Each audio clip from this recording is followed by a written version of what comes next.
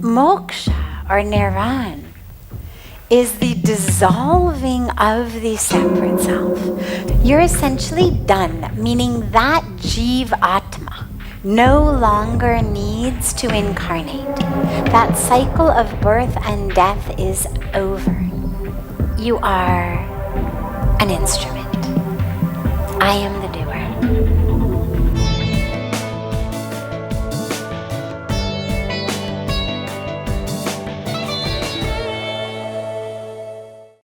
So, first of all, nirvana or moksha or liberation or heaven or whatever our particular religious or spiritual tradition may call that state of oneness with God.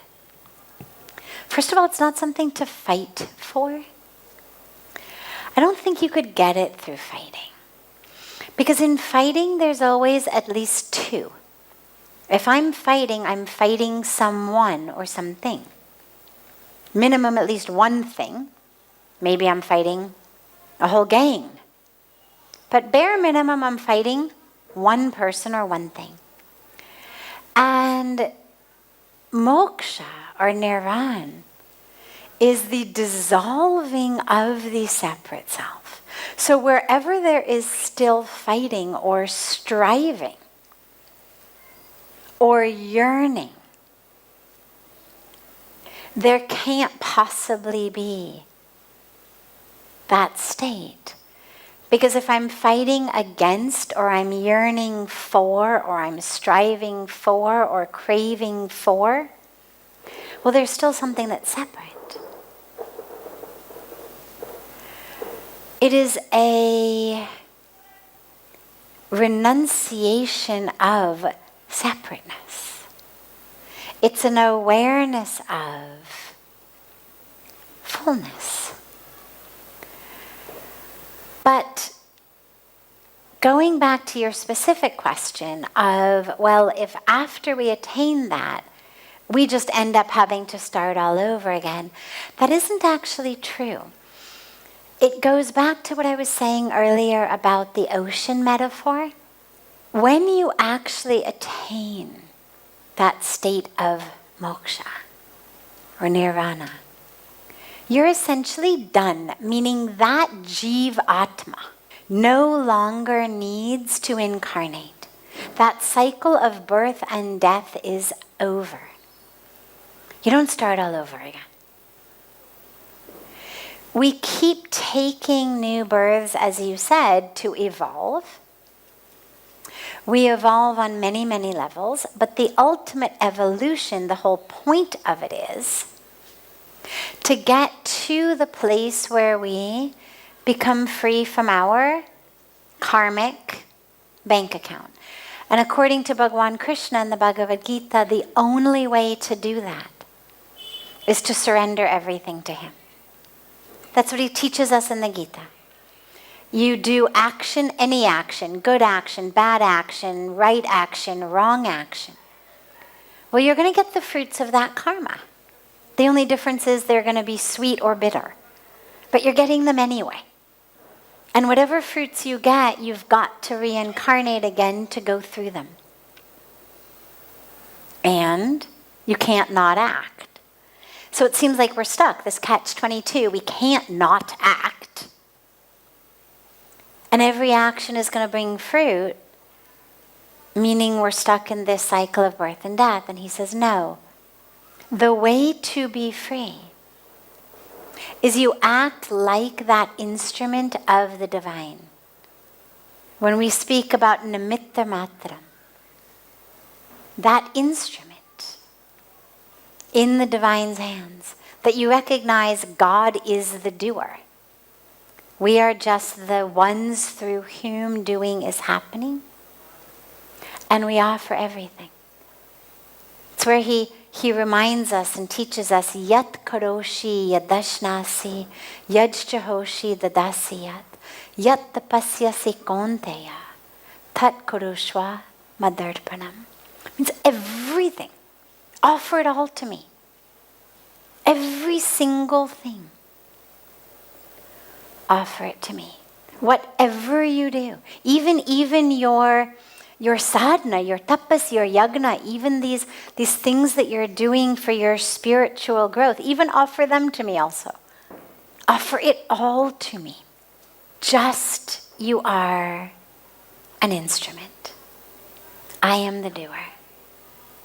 Now, it's important though to recognize that when understood wisely, does not make us complacent. I've had a lot of people say, well,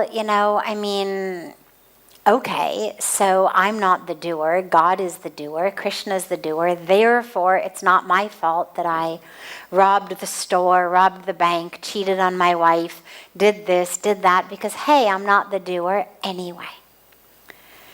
It's not an excuse for complacency, it's not an excuse for recklessness or dishonest action.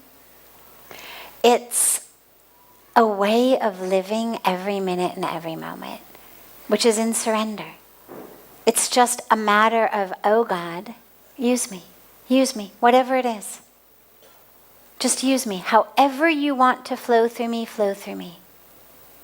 I'm just a vessel. I'm just a channel.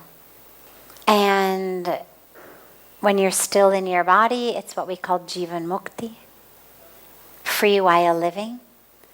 And then when you leave the body, that Jiv Atma no longer needs to come back again in new bodies. So no, you don't start all over at the beginning.